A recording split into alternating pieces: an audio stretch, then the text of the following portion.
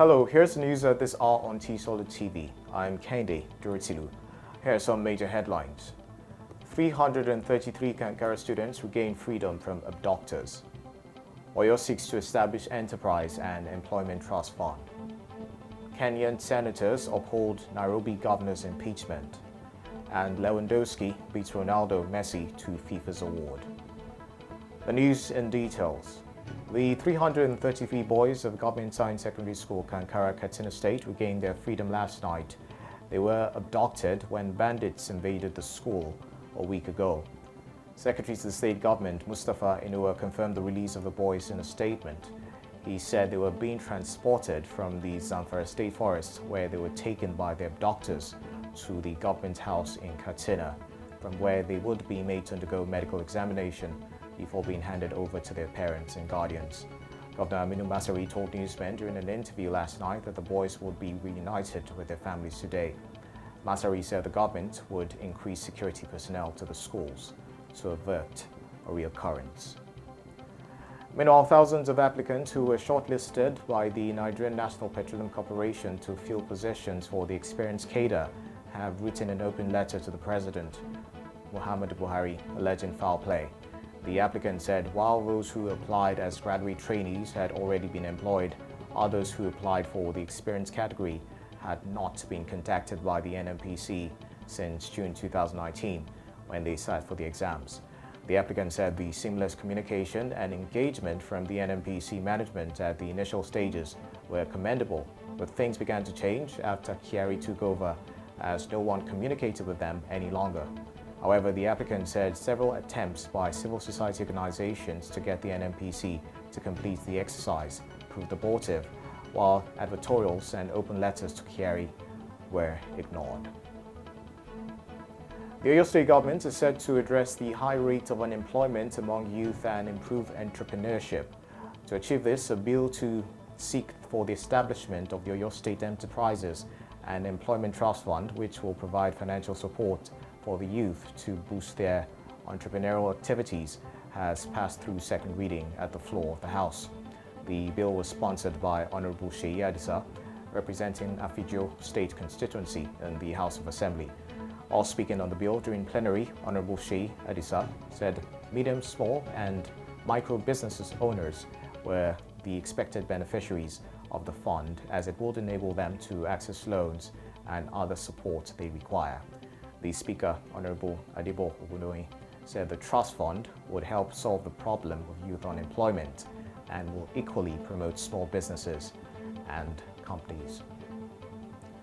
The news on Tstv will be back right after this.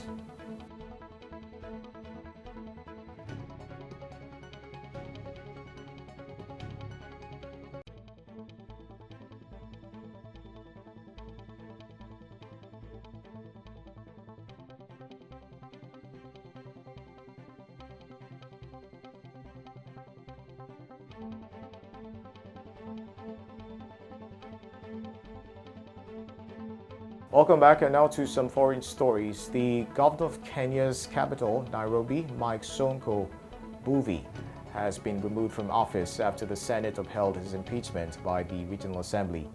Senators found Mr. Sonko guilty of 4 charges, including gross violation of the Constitution, abuse of office, gross misconduct, and other crimes under the national law.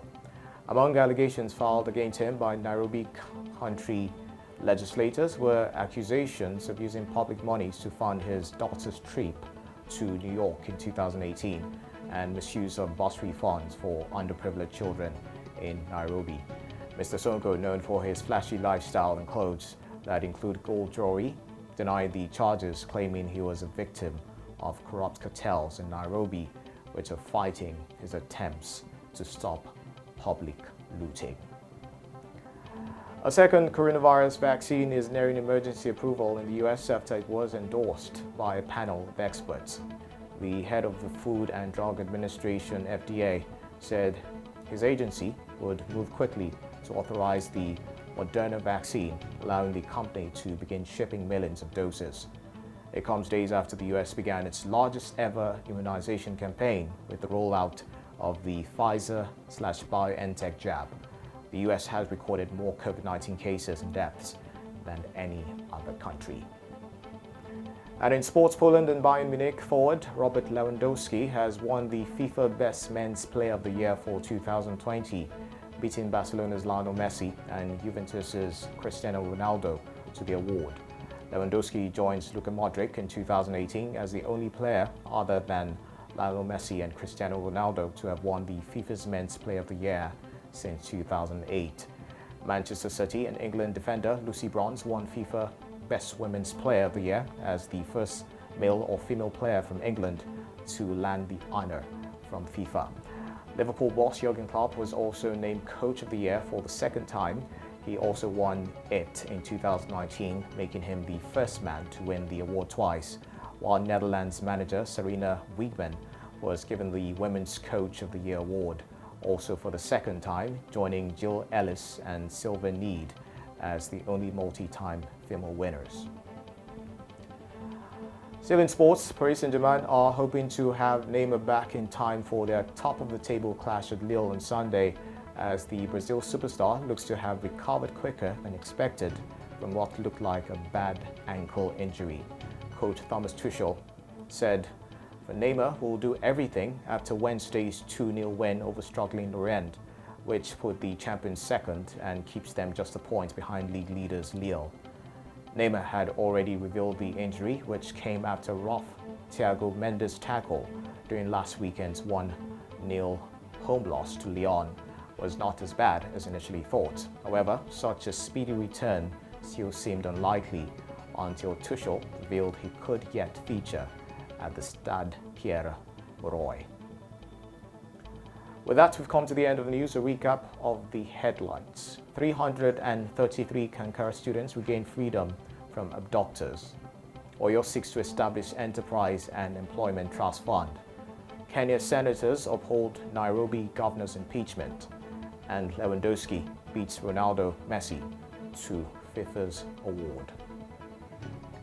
Please do not forget to always adhere to COVID-19 safety measures. The news was compiled by Ola Abiola. I'm Kendi Durutilu. Good day, and thank you for watching.